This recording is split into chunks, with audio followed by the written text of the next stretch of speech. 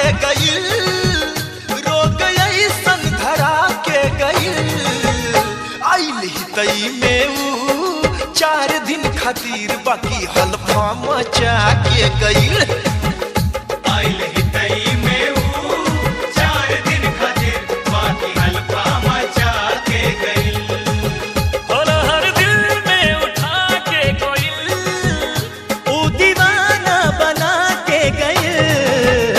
आइल ही तई में ऊ 4 दिन खातिर, बाकी हल्फा मचा के गइल। आइल ही तई में ऊ 4 दिन खातिर, बाकी हल्फा मचा के गइल।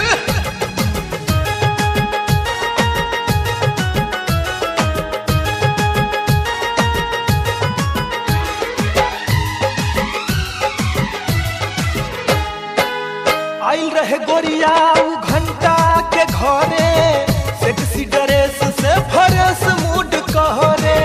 जब जब याद आवे वो कर सुरतिया, तब तब धक से धड़क जाला छतिया।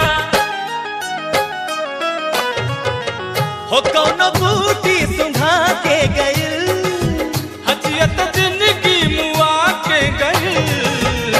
आइल ही तई में ऊ 4 दिन खातिर, बाकी हल्फा मचा के गइल।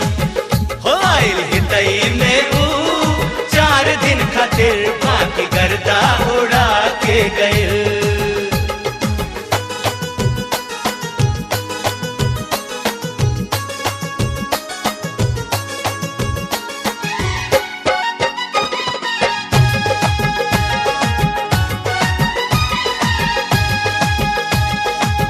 धैले बा हमरा के भारी बीमारी, नाजुक दिलवा के कैसे संहारी।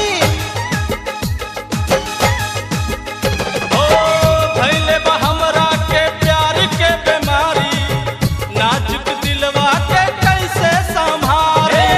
घंटा भौजी बीमार पड़ी जैती, दिलवा के चैन मिलत फिर से हुईती। लहर दिल में उठा के गइल, हो नाही कुछ बता के गइल। आइल ही तई में ऊ 4 दिन खातिर, बाकी हल्फा मचा के गइल।